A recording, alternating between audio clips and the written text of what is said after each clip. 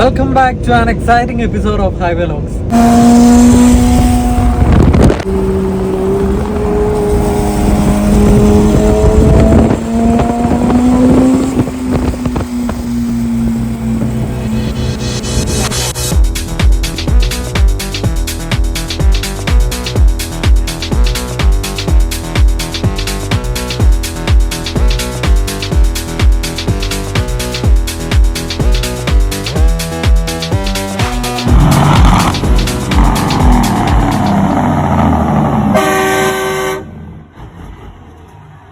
നമ്മൾ കഴിഞ്ഞ വീഡിയോ അവസാനിക്കുമ്പോഴത്തേക്ക് നമ്മൾ ചീനോയ്ക്ക് ലോഡ് എടുക്കാൻ വേണ്ടി പൊയ്ക്കൊണ്ടിരിക്കുമായിരുന്നു.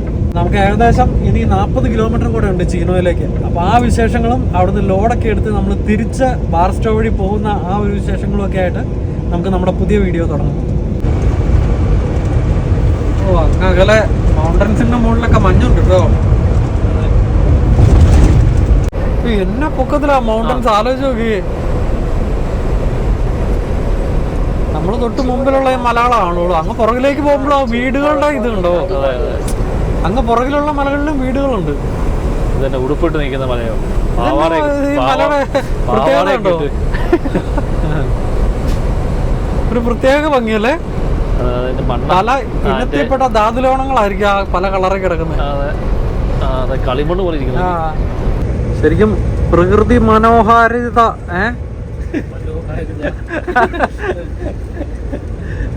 പ്രകൃതി മനോഹരമായ വഴികളിൽ കൂടെയാണ് നമ്മൾ പൊയ്ക്കൊണ്ടിരിക്കുന്നത് കേട്ടോ. പ്രകൃതി ആ ഒരു സൗന്ദര്യം വഴിഞ്ഞൊഴുകാന്നൊക്കെ പറയൂലേ, അതുപോലത്തെ സെറ്റപ്പ്. വേണ്ട, മലനിരകളെല്ലാം പച്ചപ്പായി, നല്ല മഴയുടെ ലഭ്യതയൊക്കെ കാരണം അടിപൊളി മൗണ്ടൻസും. എന്നാ കറക്റ്റ് ഒരു ആഫ്റ്റർനൂൺ സമയം ആയതുകൊണ്ട് വലിയ തിരക്കുമില്ല റോഡിൽ. ലോഡ് എടുത്ത് പുറത്തിറങ്ങുമ്പോഴത്തേക്കും തിരക്ക് കിട്ടുമായിരിക്കും അല്ലേ? പക്ഷെ ചീന ആയതുകൊണ്ട് പിന്നെ നമുക്ക് ഒത്തിരി ദൂരം പോകണ്ടായിരിക്കും, പെട്ടെന്ന് ബാർസ്റ്റോ എത്തുമായിരിക്കും. അതെ, പെട്ടെന്ന് സത്യം. വെള്ളിയാഴ്ച ആയതുകൊണ്ട് അമ്മാർക്കും കയറ്റിയിട്ട് വീട്ടിൽ പോകാൻ കാണുമായിരിക്കും. അതെ, 3 മണി വരെ ഉള്ളൂ.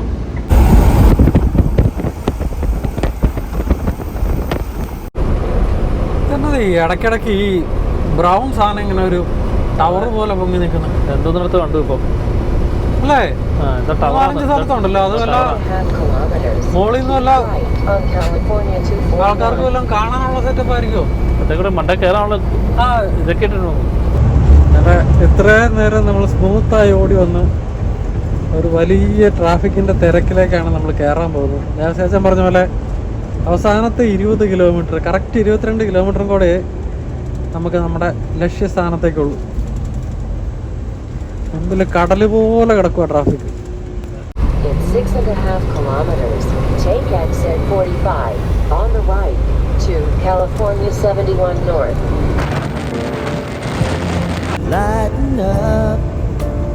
Take me on your magic river. Tell me all your dreams align. Sign me up. Tell me about the people that you know who are trying to feel alive. അങ്ങനെ നമ്മുടെ 4 മണി, അതായത് ഇവിടുത്തെ 1 മണി അല്ലേ? ഇവിടുത്തെ 1 മണി ആകുമ്പോഴത്തേക്ക് നമ്മൾ വേണ്ട ചീനോ ഹിൽസിലേക്ക് എത്തിക്കഴിഞ്ഞു. ചീനോ ഹിൽസിലാണ് നമ്മുടെ പിക്കപ്പ്. അങ്ങ് ദൂരെ മഞ്ഞ് മൂടിയ ഒരു മല, മൗണ്ടൻ കണ്ടോ? കിഡിലല്ലേ അല്ലേ?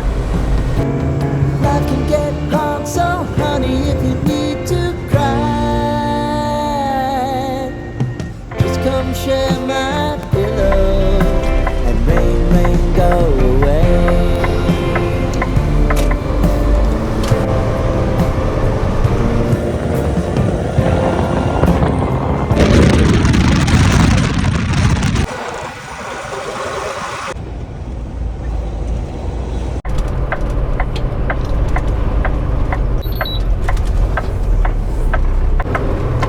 അതാണ്ട് ഈ കാണുന്ന വെയർ ഹൗസിൽ എവിടുന്നോ ആണ് നമ്മൾ പിക്കപ്പ് എടുക്കാൻ പോകുന്നത്.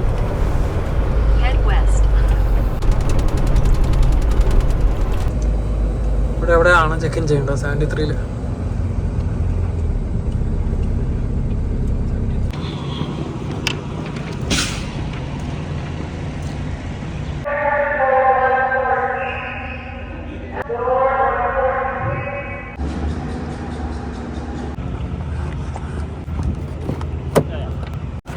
സെറ്റായാ സാറേ ഡോർ നമ്പർ 39 അങ്ങോട്ടായിരിക്കും. ഓ അറിയത്തില്ല.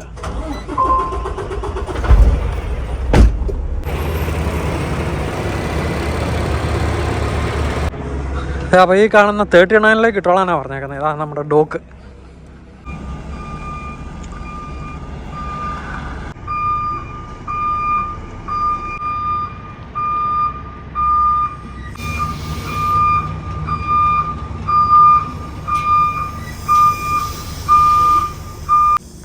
അങ്ങനെ ഡോക്കിങ്ങും പരിപാടിയും എല്ലാം കഴിഞ്ഞു.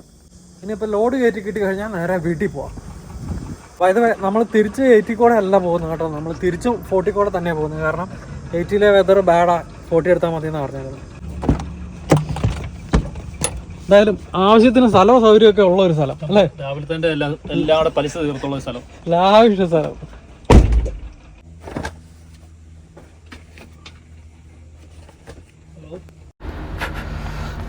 ലോഡ് വെയിറ്റ് ചെയ്യുമ്പോഴത്തേക്ക് നമ്മുടെ അവസാനത്തെ ബിസ്ക്കറ്റ് നമ്മൾ കഴിച്ച് തന്നെ ആ പരിപാടി അങ്ങ് നിർത്തിയേക്കാം. ചെറിയൊരു തരിപ്പോടുകൂടി ലോഡ് എടുക്കുക. അതെ അതെ. കാര്യം എന്നാ ഡയറ്റാന്ന് പറഞ്ഞാൽ നാട്ടിൽ നിന്ന് കൊണ്ടുവരുന്ന സ്നാക്സ് ആണെന്ന് പറയുമ്പോഴത്തേക്കും കഴിച്ചു പോകും കേട്ടോ അല്ലേ? അതെ, അന്നേരം നമ്മൾ ആ ഡയറ്റ് ഒന്നും നോക്കിയല്ല. ലോഡിങ് കഴിഞ്ഞെന്നുള്ള സാധനം വന്നു. നമുക്ക് ഓഫീസിൽ പോയി പേപ്പർ വർക്ക് മേടിക്കാം. നമ്മുടെ റോളണ്ട് എന്ന് പറയുന്ന ബ്രാൻഡിൻ്റെ മ്യൂസിക് സിസ്റ്റം ഇല്ലേ, പിയാനോ, ഓർഗൺ, സിന്ത്, അങ്ങനത്തെ കുറേ സാധനങ്ങൾ. അപ്പം അതിൻ്റെ കുറേ സെറ്റപ്പുകളൊക്കെയാണ്. അതും അതിനോടനുബന്ധിച്ച മറ്റുള്ള കോമ്പണൻസുമാണ് നമ്മൾ ഇപ്രാവശ്യത്തെ ലോഡ്. നമ്മൾ പേപ്പർ മേടിച്ചുകൊണ്ട് വരുമ്പോഴത്തേക്കും നമ്മുടെ ദേവശേഷം വണ്ടി വലിച്ചിട്ട് ലോക്ക് ചെയ്യുന്നുണ്ട്. ഒരെണ്ണം പോരെ? ആ മാര് നല്ല അടിപൊളിയായിട്ട് ധാരാളം. ആ സീല് കിട്ടി. ആ പാഴ്സൽ എടുത്തില്ലല്ലോ. Okay okay. സീല് തേണ്ട താഴെ വെച്ചിട്ടുണ്ടേ. ഓക്കെ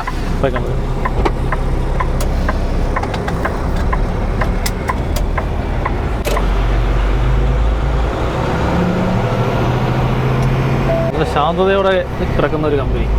അതെ, നല്ല സ്ഥലവും സൗകര്യവും നല്ല ആൾക്കാർ, ശാന്തതയുള്ള സ്ഥലം, എല്ലാം കൊണ്ടും നല്ലൊരു സ്ഥലം. ചൈനക്കാരാണ്. Hi. I'm here. Oh, okay.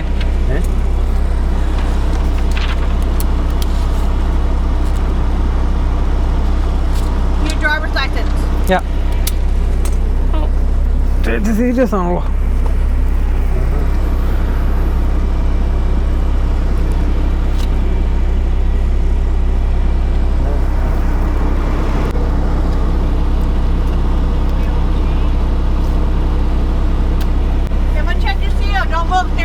Yeah, sure.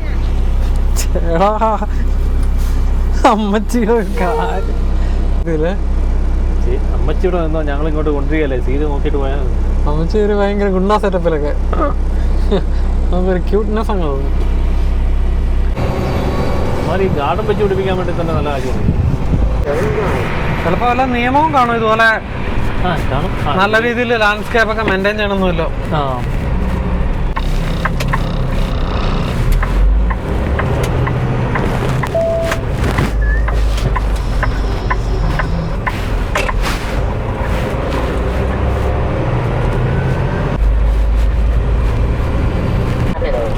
അപ്പം ഒരു ലോഡ് സൗണ്ട് സിസ്റ്റം ആയിട്ടാണ് നമ്മൾ പോകുന്നത്. ഈ റോളണ്ട് എന്ന് പറയുന്ന ബ്രാൻഡ് അത്യാവശ്യം നല്ല, അത് ഇത് കൂടി ഈ കീബോർഡ്, ഗിത്താർ, ഇങ്ങനത്തെ സാധനങ്ങളാണ്.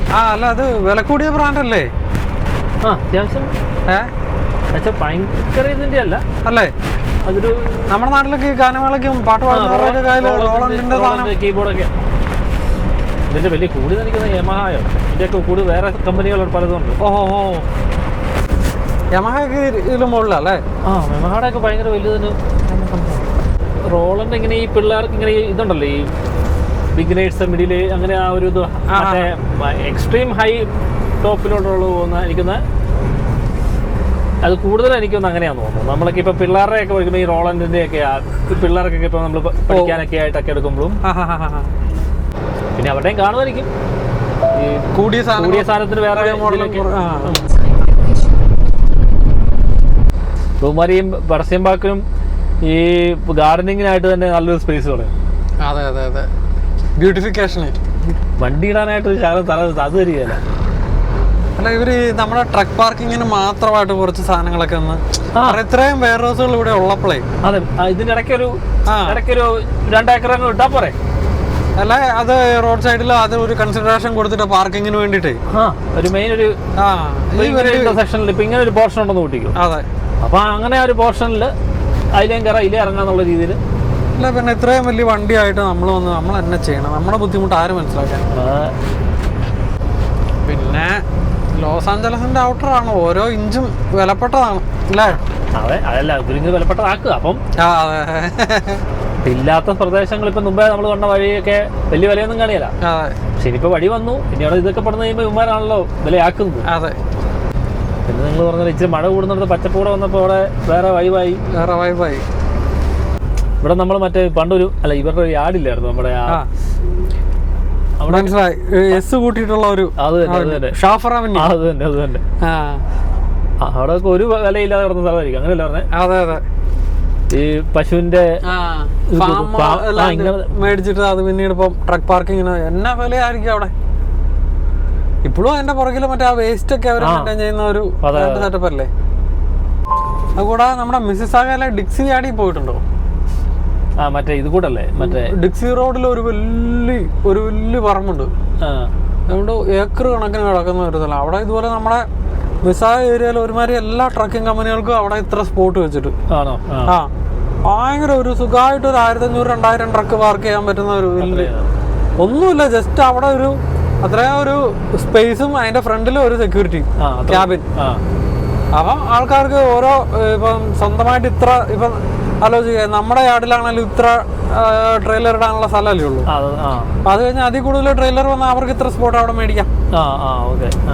അങ്ങനെ എന്തായാലും ലോഡ് കിട്ടിയത് നന്നായി. ഞായറാഴ്ചത്തേക്ക് വീടെത്തും അല്ലേ?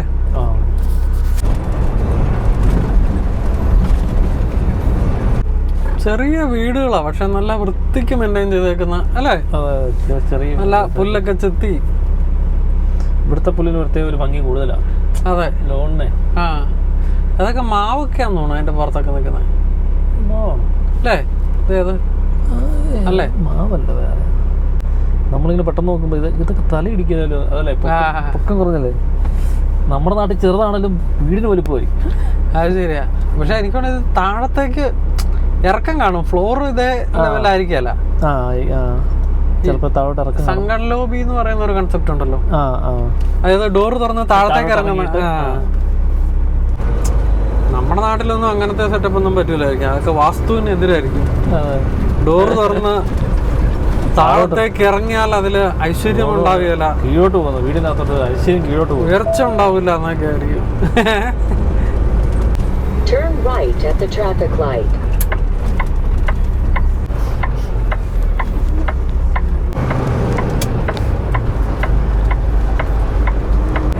സാറേ, നമ്മള് ഫോർട്ടിക്കോടെ ആണല്ലോ പോണേ. ഫോർട്ടിക്കോടെ അല്ലേ പോണേ?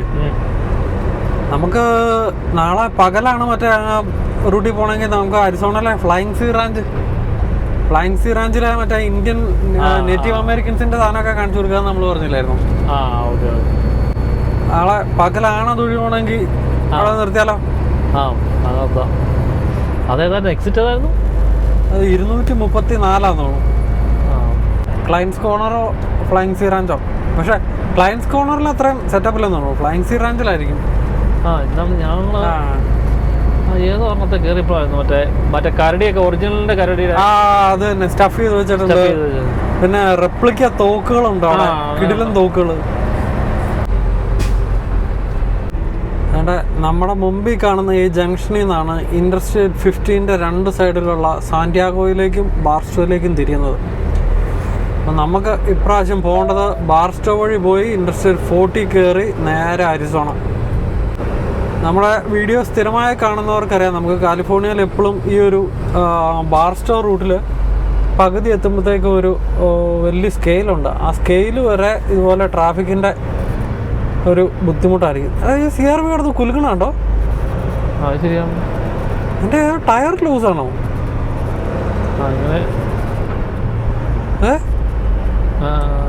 ശരിയാണല്ലോ. കുലുങ്ങി പോകുന്നു. ശരിക്കും എൻജിനീയറിങ്ങിൻ്റെ എത്രമാത്രം അത്ഭുതങ്ങളാണ് നമ്മുടെ മുമ്പിൽ കാണുന്നത് അല്ലേ. എന്തോരം പൊക്കത്തിലാണ് ഇത്രയും വെയിറ്റും വെച്ചുകൊണ്ട് വണ്ടികൾ പോകുന്നത്. അത് ഒറ്റ തൂണലൊക്കെയാണ് നിൽക്കുന്നത്. ശരിക്കും ഞാൻ ഈയിടെ കഴിഞ്ഞ ദിവസം ശ്രീലങ്കൻ ടൂറിസത്തിനെ കുറിച്ചുള്ള ഒരു ഡോക്യുമെൻ്ററി ആണ് വരുന്നത്. അപ്പം അതിൻ്റെ അകത്ത് നമ്മുടെ ഈ തെങ്കാശി ഏരിയയിൽ പുനലൂർ ഒരു വലിയ ആർച്ച് പാലമില്ലേ, ഭയങ്കര പൊക്കത്തില് റെയിൽവേ പാലം ഭയങ്കര. അപ്പൊ അതുപോലെ ഒരു സിമിലർ സാധനം ഭയങ്കര പൊക്കത്തിൽ പണിത് വെച്ചേക്കുന്നത്. ഇത് നല്ല പൊക്കത്തിലാ ഒരു പാലം ശ്രീലങ്കയിലുണ്ട്. അപ്പൊ ആര് കണ്ടാലും ബ്രിട്ടീഷുകാർ പണിതായിരുന്നേ വിചാരിക്കുള്ളൂ. പക്ഷെ അത് ഇവരുടെ ഒരു ഭയങ്കര ഐക്കോണിക് ടൂറിസ്റ്റ് സ്പോട്ടാണ്. കാരണം ശ്രീലങ്കക്കാരന് ഒരു എഞ്ചിനീയർ പുള്ളിയുടേതായ നേതൃത്വത്തിൽ ബലം കൂട്ടി പണിത് അതിന്റെ മുകളിൽ കൂടെ ട്രെയിൻ പോകുന്ന ഒരു വലിയ പാലാ. പക്ഷെ ഈ പുള്ളി പണിതുകൊണ്ട് തന്നെ ബ്രിട്ടീഷുകാർക്ക് ഇതിന്റെ മുകളിൽ കൂടെ ട്രെയിൻ വിടാൻ പേടിയായിരുന്നു. എന്ത് ചെയ്താൽ ഇവര് വിശ്വസിക്കാറ് ഇത്രയും വലിയ വെയിറ്റും വെച്ചോണ്ട് ട്രെയിനൊന്നും ഇതുവഴി പോകാൻ പറ്റൂലെന്ന്. അവസാനം ആ പാലത്തിന്റെ മുകളിൽ കൂടെ ഈ ട്രെയിൻ ആദ്യം കടത്തി വിടാൻ നേരത്ത് ഈ പുള്ളിനെ പാലത്തിന്റെ അടി പിടിച്ച് കെട്ടിയിട്ടു. അതായത് ആ പാലത്തിന് എന്തെങ്കിലും സംഭവിച്ചു കഴിഞ്ഞാൽ പുള്ളി ചത്തുപോകാൻ വേണ്ടിട്ട് അല്ല, പുള്ളി വെറുതെ ആൾക്കാരെ തെറ്റിദ്ധരിപ്പിക്കുക എന്നുള്ളത്. അങ്ങനെയാണ് അതിന്റെ മുകളിൽ കൂടെ ഫസ്റ്റ് ആള് ട്രെയിൻ കടത്തിക്കിട്ടത്. ഇപ്പോഴും ഉണ്ട് ആ പാലം ട്രെയിൻ കടന്നു പോകുന്ന രീതിയിൽ. ഭയങ്കര എന്നെങ്കിലും നമ്മൾ ശ്രീലങ്കക്കൊക്കെ പോകുമ്പോഴത്തേക്കും നമ്മുടെ വീഡിയോയിൽ കൊണ്ടുവരാം. Lighten up, take me on your magic river. Tell me all your dreams align. Oh God. Sign me up and tell me about the people that you know who are trying to feel alive.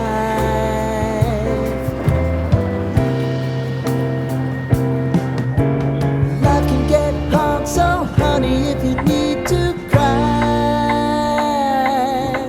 നമ്മളിപ്പോൾ കടന്നു പോയിക്കൊണ്ടിരിക്കുന്നത് കാജൂൻ pass എന്ന് പറയുന്ന ഒരു വലിയ mountain നിരകളുടെ ഇടയ്ക്കൂടെ കേട്ടോ. ഈ ഒരു ഏരിയ ആണ് നമ്മൾ നേരത്തെ പറഞ്ഞ തിരക്കുള്ള ഏരിയ. ഇവിടെ ഇച്ചിരി കഴിയുമ്പോഴത്തേക്കും നമുക്കൊരു സ്കെയിൽ വരും.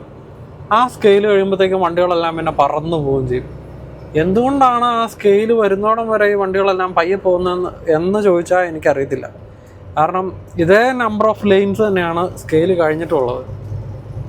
ഇവൻ ഇങ്ങോട്ട് വരാൻ നേരത്തും ഈ ഒരു ഏരിയയിൽ വേണ്ട നമ്മുടെ ഓപ്പോസിറ്റ് വരുന്ന ലൈനിലൊക്കെ കണ്ടോ എല്ലാം പയ്യാണ് പോകുന്നത്. പിന്നെ ഇതൊന്നും ഒരു പയ്യുള്ള പോക്കല്ല കേട്ടോ, കാരണം നല്ല രീതിയിൽ മൂവിങ് ഉണ്ട്, അതുകൊണ്ട് വിഷയമല്ല. സാധാരണ ഇതിൽ ഇവിടെ ഇങ്ങനെ അനങ്ങാതെ കിടക്കും വണ്ടി. അങ്ങനെയൊന്നും നമുക്കിന്നിപ്പോൾ സംഭവിച്ചിട്ടില്ല. 2-3 ആംബുലൻസ് ഒക്കെ ഇടയ്ക്കൂടെ കയറി പോകുന്നുണ്ട്.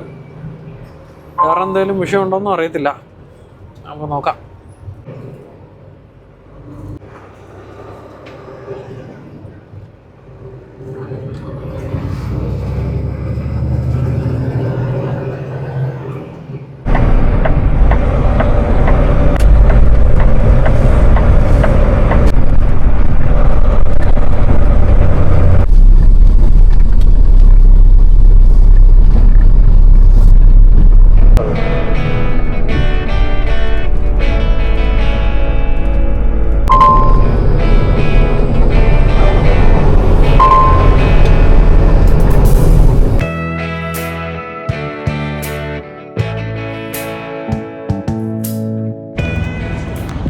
സമയം ഏകദേശം 11 മണി ആയപ്പോഴത്തേക്കും നമ്മൾ കാലിഫോർണിയ ക്രോസ് ചെയ്ത് അരിസോണ കയറി കേട്ടോ. നമ്മളിപ്പോൾ ലേക്ക് ഹവാസു എന്ന് പറയുന്ന ഒരു സ്ഥലത്തുള്ള ലൗസിലുള്ളതാണ്. ഒന്ന് പോയി കുളിച്ചേക്കാന്ന് ഓർത്തു. കാരണം പകലത്തെ പരിപാടിയൊക്കെ കാരണം ഇച്ചിരി വേർത്ത് കുളിച്ചൊരു സുഖമില്ല. കുളിച്ച് ഫ്രഷ് ആയേക്കാം. ഇപ്പോൾ പുതിയതായിട്ട് നമ്മുടെ ഫാമിലിയിലേക്ക് ജോയിൻ ചെയ്ത പലർക്കും നമ്മൾ ട്രക്ക് ഓടിക്കുന്നവരെങ്ങനെയാണ് കുളിക്കുന്നത്, ഫ്രഷ് ആവുന്നത് എന്നുള്ളതിനെക്കുറിച്ച് ഒരു ഐഡിയ കാണിയല്ല. അവർക്ക് വേണ്ടിയിട്ട് നമ്മുടെ കുളിപ്പരിപാടികളുടെ ഡീറ്റെയിൽസ് ഇപ്രാവശ്യം കാണിച്ചു തരാവേ. അതായത് Laos, pilot, flying J, TA അങ്ങനെ പല ബ്രാൻഡുകളിൽ പെട്ട ട്രക്ക് സ്റ്റോപ്പുകളാണല്ലോ ഉള്ളത്. അപ്പോൾ അവിടെ നിന്നൊക്കെ നമ്മൾ ഫ്യൂവൽ അടിക്കുമ്പോഴത്തേക്കും 1 മാസം ഇത്ര ഫ്യൂവൽ അടിച്ചു കഴിഞ്ഞാൽ നമുക്ക് ഇത്ര ഷവറുകൾ ഫ്രീ എന്ന് പറഞ്ഞ് നമുക്ക് കിട്ടും. ഇനിയിപ്പോൾ അതിന് മാത്രം ഫ്യൂവൽ അടിക്കുന്നില്ല, പൈസ കൊടുത്താലും നമുക്ക് ഷവർ കിട്ടും. വേണ്ടോ, ഷവർ മാത്രമല്ല ലോണ്ട്രി അങ്ങനെയുള്ള പരിപാടികളെല്ലാം കിട്ടും.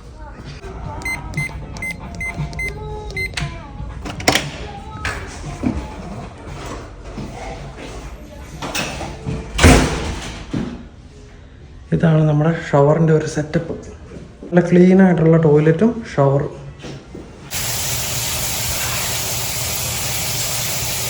അങ്ങനെ നമ്മൾ ഷവറെല്ലാം കഴിഞ്ഞു. ഷവർ കഴിഞ്ഞ് തിരിച്ചു വരുമ്പം മാത്രമല്ല, നമ്മളെപ്പോൾ വണ്ടിക്ക് പുറത്ത് പോയാലും തിരിച്ചു വരുമ്പോൾ ഒരു സർക്കിൾ ചെക്ക് നമ്മൾ നടത്തണം കേട്ടോ. ബാക്കിലത്തെ സീലാരും പൊട്ടിച്ചിട്ടില്ലല്ലോ. പിന്നെ ഇവിടുത്തെ 5th വീലിൻ്റെ ലിവർ വലിച്ചു വെച്ചിട്ടില്ലല്ലോ. ഈ ഹോസുകൾ മാറ്റി കുത്തിയിട്ടില്ലല്ലോ എന്നൊക്കെയുള്ള കാര്യങ്ങളാണ്.